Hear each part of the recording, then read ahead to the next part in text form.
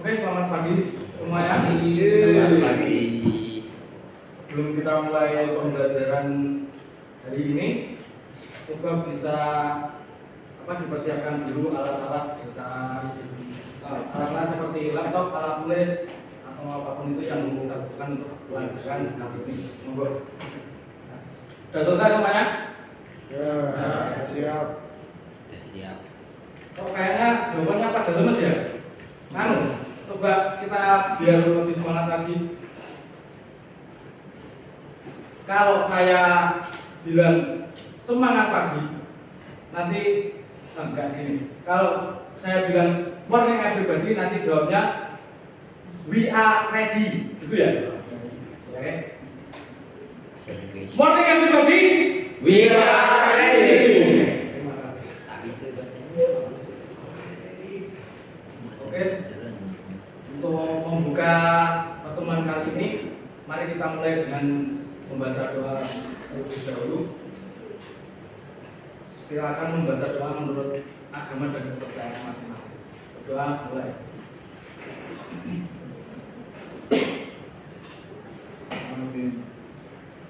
Doa selesai. Baik, saya mulai. Assalamualaikum warahmatullahi wabarakatuh. Waalaikumsalam warahmatullahi wabarakatuh. Untuk membuka pagi ini kita Anda semua kedatangan saya. Saya ini utusan dari salah satu lembaga. Untuk pertama kalinya saya boleh perkenalan dulu ya, minta izin. Oke. Nama saya adalah Nanda Rizky Alfiansyah. Saya lahir di Blitar 30 November tahun 96. Tempat tinggal saya di Kerapyak Wetan. Yang ada yang tahu Kerapyak? Ya, Gitu kok. di Kerapyak itu dekatnya Pondok Al-Munawwir. Gitu. Kelurahan Panggungharjo, Kecamatan Sewon dan Kabupaten Bantul. Saya delegasi dari Club of Destiny Corporation. Jadi namanya memang keren jadi harapanku. Untuk biodata yang lain, saya punya email yaitu rizkyalfiansyah@gmail.com. Nanti bila ada tugas nanti bisa dikumpulkan di email ini. Terus ada juga WA 0822685873. Nah, seperti itu. Terus kalau minta sosmed juga ada di saya MC_NOOND, dibaca Magnum. Terus untuk Facebook Rizky Al, ada juga Twitter @nunho atau ini nanteknya @EEZKP. Mungkin dari sini ada yang ditanyakan lagi? Enggak ada toh? Enggak ada, oke. Kalau enggak ada kita lanjutkan saja. Semangat tanpa syarat dan mimpi tanpa batas. Jadi dalam pembelajaran kita harus semangat ya. Coba diulangi lagi ya. Kalau saya bilang morning everybody, jawabnya gimana? We are We ready. are ready. Oke. 1, 2, 3. Morning everybody. We are ready. Terima kasih. Langsung masuk pada materi ya. Sebelum masuk ke materi, sebenarnya ada rules yang harus kita terapkan dalam kelas ini. Kita bikin kesepakatan ya. Yang pertama, tidak boleh tidur. Kalau tidur nanti materinya kurang masuk. Jadi nanti kita dalam pengaplikasian materi nanti agak kebingungan kalau tidur. Terus no food, no drink. Jadi tidak boleh membawa makanan karena dilihat dari keadaan. Di sini banyak kabel, juga barang-barang elektronik. Mungkin nanti kalau ada kecelakaan atau maksudnya air jatuh atau bagaimana nanti bisa menimbulkan konslet ya. Terus yang selanjutnya adalah no mobile phone in this area. Jadi kita harapkan enggak ada yang main handphone ya, supaya nanti pembelajaran berjalan dengan lancar. Untuk yang yang terakhir ini ada diharapkan untuk hati-hati dalam tadi maksudnya tangannya nanti ada yang gaya-gaya atau bagaimana nanti ditakutkan kesetrum atau gimana gitu, sehingga nanti menimbulkan pingsan atau bagaimana, agar kita semua bisa selamat dari kecelakaan tersebut. Oke, selanjutnya adalah, nah, di sini adalah persepsi.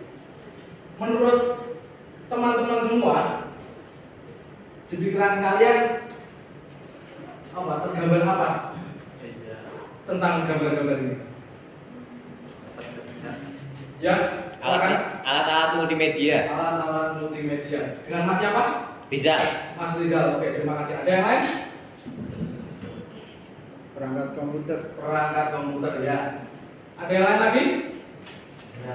Berantakan. Terima kasih. Oke, jadi semua item yang ada di sini akan berkaitan dengan materi kita pagi ini. Nah, materi kita pagi ini adalah menguraikan metode integrasi teknis multimedia sesuai dengan kebutuhan. Ini mengacu pada SKKMI dengan judul mengintegrasikan seluruh komponen multimedia terkait audio dan visual dengan kode unit J59MTM 00.018.1.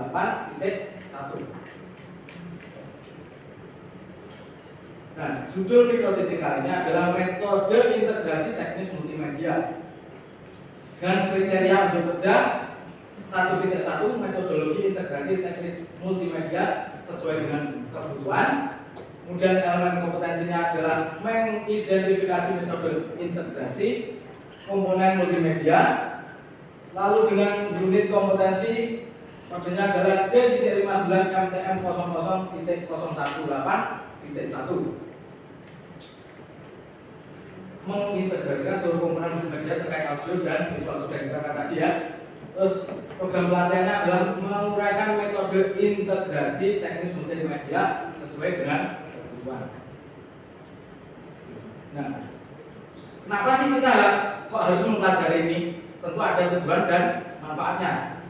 Nah, agar kita tahu tujuannya, yaitu tujuannya adalah peserta mampu menguraikan metode teknis multimedia sesuai dengan kebutuhan. Jadi, jika teman-teman nanti ketika pulang nanti ditanyain apa sih metode teknis multimedia sesuai dengan kebutuhan, jadi Anda nanti bisa menerangkannya kepada maksudnya mentasarufkan ilmu Anda kepada orang lain yang lebih membutuhkan. Lalu apa sih manfaatnya? Manfaatnya adalah setelah mengikuti pelatihan, diharapkan para peserta dapat memahami metode teknis multimedia sehingga kedepannya dapat diaplikasikan dan memberikan manfaat bagi para peserta sendiri juga kepada khalayak ramai. Jadi agar ilmu yang kita dapatkan nanti bisa bermanfaat bagi sendiri juga bagi orang lain. Oke, langsung masuk ke materi ya. Iya, Pak. Definisi integrasi multimedia. Di sini integrasi adalah pada awalnya integrasi ini berasal dari bahasa Inggris, yaitu integration. Nah, integration ini berarti kesatuan atau pembulatan. Maksudnya antara satu buah item atau satu buah item dan item yang lain nanti akan dijadikan satu kesatuan. Gitu. Lanjut, multimedia adalah penggabungan antara beberapa elemen seperti audio, teks, dan gambar yang dikontrol melalui komputer. Lalu apa sih definisi dari integrasi multimedia? Kalau kita lihat dari dua definisi ini, ada yang bisa menjawab? Belum. Jadi saya terangkan, kalau integrasi multimedia sendiri adalah berarti penggabungan antara beberapa elemen seperti audio, teks, dan gambar yang dikontrol melalui komputer sehingga menjadi satu kesatuan. Itu dinamakan integrasi multimedia. Jadi entah itu nanti berupa apapun, termasuk animasi, terus apa lagi ya, Film juga itu akan dijadikan, kalau dijadikan satu itu namanya adalah integrasi multimedia. Nah, dalam metode integrasi multimedia terdapat 3 tahapan. Yang pertama adalah praproduksi, yang kedua adalah produksi, dan yang ketiga adalah pasca produksi. Oke. Saya dalam penyampaian terlalu cepat atau kelambatan atau bagaimana? Pas ya? Oke. Baik, terima kasih. Itu saya lanjutkan. Dalam proses praproduksi, nah, dalam proses praproduksi ini maksudnya apa sih praproduksi itu? Jadi praproduksi adalah merupakan tahapan proses awal dalam pembuatan video. Nah, video itu sendiri kan berisi tentang apa itu? Ada teks, ada gambar, juga ada sound dan animasi atau yang lain sebagainya. Jadi bisa kita sebut dengan video. Nah, dalam proses praproduksi ini meliputi beberapa hal, yaitu penulisan naskah skenario. Ini biasa dilakukan pas pertama akan pembuatan video. Terus yang kedua menentukan jadwal pengambilan gambar. Nah, ini juga penting. Kapan kita akan mengambil gambar? Terus nanti bagaimana cuacanya kita bisa memprosesnya pada saat itu. Terus selanjutnya mencari lokasi. Lokasi ini juga penting agar proyek yang kita buat nanti bisa menjadi bagus. Selanjutnya adalah menyusun anggaran biaya. Ini juga penting agar nanti kita tidak boncos di akhir. Jadi perinciannya harus didetailkan. Selanjutnya mencari atau mengaudisi calon pemeran. Nah, ini juga faktor penting ini. Jadi kalau kita mengambil pemeran, maksudnya pemeran yang dalam bahasa kasarnya itu ecek-ecek, itu nanti juga akan mempengaruhi hasil dari proyek kita. Jadi dalam mengaudisi calon pemeran itu harus yang kompeten lah, bisa dikatakan begitu. Selanjutnya mengurus dan menentukan perizinan staf dan kru produksi. Ini juga penting dalam hal memproduksi sebuah proyek. Selanjutnya mengurus penyewaan alat produksi dan persiapan lainnya. Seperti apa itu? Nanti kalau misal kita butuh reflektor, terus kita butuh camcorder, terus apa lagi ya? Untuk gimbal, stabilizer atau apapun itu, kita juga harus menyusunnya secara detail. Nah, setelah produksi ada apa lagi sih?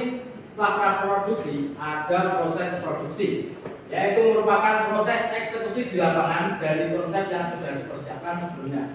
Jadi setelah kita menyusun mulai dari ide, skenario, terus anggaran biaya dan lain-lain tadi, kita masuk ke dalam proses produksi. Dalam proses produksi ini ada beberapa pengaplikasian, yaitu pengambilan gambar, terus sudut gambarnya nanti bagaimana, apakah akan diambil dari atas, dari tengah ataupun dari bawah, itu nanti bisa dikoordinasikan. Terus pergerakan kamera maksudnya bagaimana sih? Jadi pergerakan kamera itu kalau dalam video kan bisa ada kamera ya. Kamera nanti jalannya kemana, harus ke samping sini kah, atau ke atas, atau maju. Nah, itu sangat penting dalam pembuatan video atau integrasi multimedia. Terus yang selanjutnya adalah komposisi gambar. Jadi gambar nanti akan diletakkan di mana. Misal saya ngambil gambar A, terus ini ada gambar Z. Nanti baiknya antara gambar ini dan ini disatukan secara sejajar, atau nanti dikasih jeda beberapa video atau gambar lagi, kemudian dikasih gambar yang Z. Ini begitu. Selanjutnya adalah proses terakhir. Nah, proses terakhir ini dinamakan pasca produksi. Fase produksi merupakan tahapan terakhir dalam produksi video atau biasa kita sebut dengan editing. Dalam editing ini ada beberapa tahap, yaitu yang pertama adalah preview screening, terus kemudian nomor 2 adalah capture, yang ketiga adalah loading, yang keempat assembling, yang kelima raw cut, dan yang keenam adalah fine cut and trimming. Nah, untuk pengertian ini yang sudah disebutkan barusan nanti akan diterangkan di pertemuan selanjutnya ketika kita akan praktek gitu. Sampai sini ada yang ditanyakan?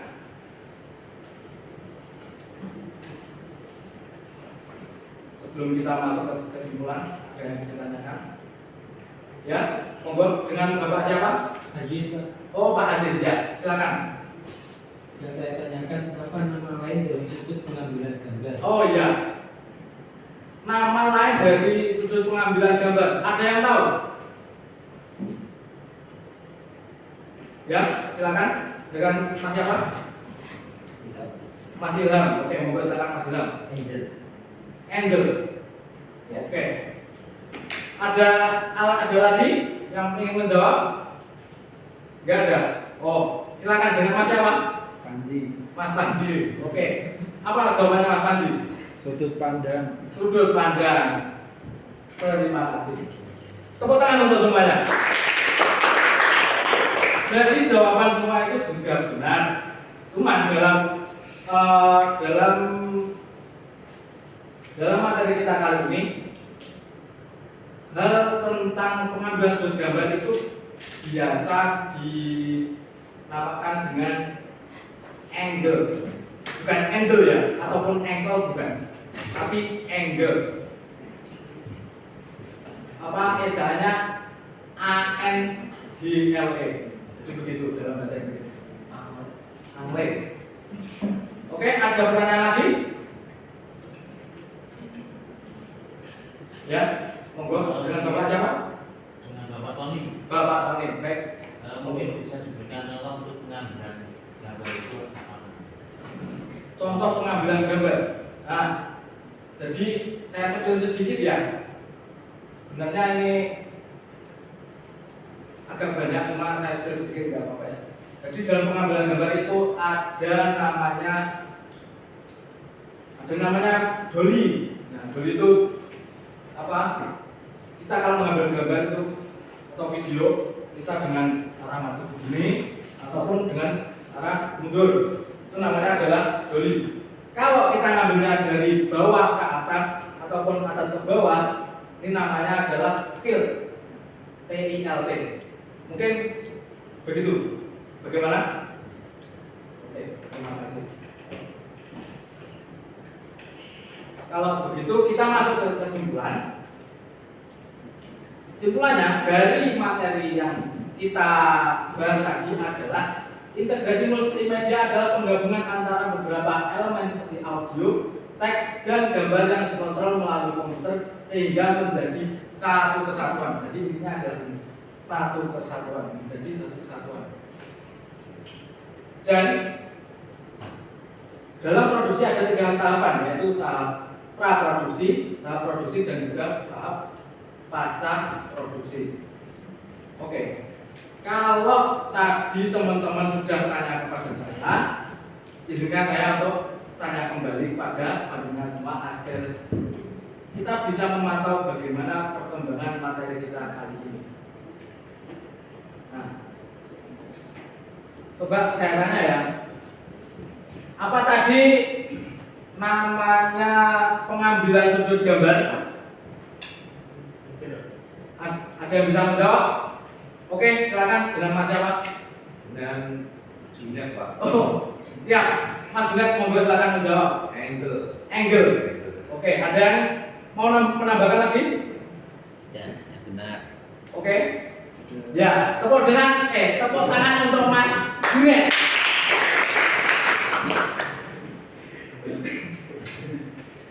Baik, mungkin cukup itu saja. Nah, untuk selanjutnya kita ada evaluasi 3 menit. Jadi 3 menit aja, nggak usah banyak-banyak. Jadi soalnya nanti ada 3 pilihan gagal dan 2 IC. Pertanyaan nggak susah-susah kok. Bentar ya. Oh iya, bentar. Dari tadi saya itu ada merasa ada yang kurang gitu loh. Itu kalau ada 01 itu mana orangnya?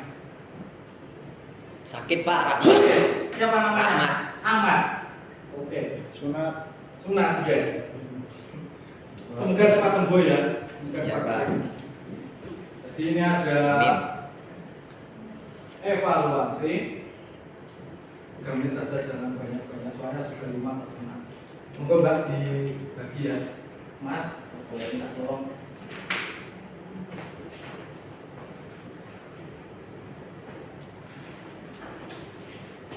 Sudah dapat semuanya? Ya. Oke, silakan mengerjakan soalnya. Kami tunggu 3 menit.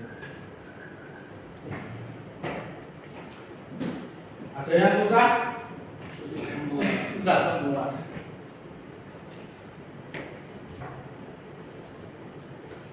Gimana, Pak? Bisa menjawab? Bisa, Pak. Oke, terima kasih.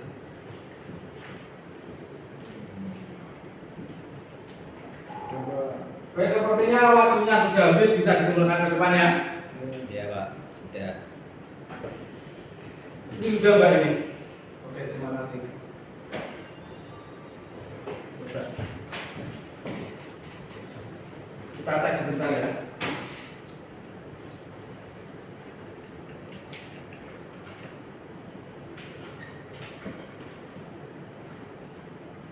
Ini ada Mas Junet ini. Mas Junet jawabannya sempurna. Kasih Pak. Terima kasih. Ya.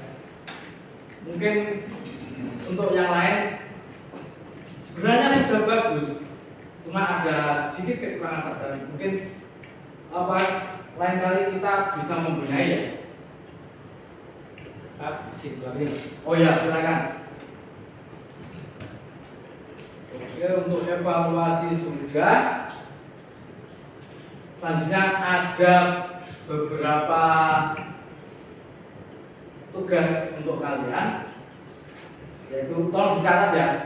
Yang pertama adalah tuliskan 5 jenis sudut pengambilan gambar. Yang kedua adalah jelaskan maksud dari jenis sudut pengambilan gambar tersebut. Nah, ini nanti dikumpulkan paling lambat tanggal 12, berarti hari ini ya, tanggal 12 November 2022 pukul 12.30 malam. Kita dikumpulkan dalam bentuk software dan dikirimkan WA. Oke, sudah dicatat semua? Ya. Sudah dicatat. Silakan kemasi barang-barang Anda agar tidak ada yang tertinggal. Bersihkan sampah-sampah yang berserakan. Oke, sudah semua? Sudah diberesi? Oke, kalau sudah, mari pertemuan kali ini kita tutup dengan bacaan hamdalah. Alhamdulillah. Ada sedikit kata dari saya. Every minute is a chance to change the world. Jadi tetaplah berkreatif, tetaplah berkreasi agar kita dapat merubah dunia. Oke, terima kasih. Mungkin cukup sekian dari kami. Wassalamualaikum warahmatullahi wabarakatuh.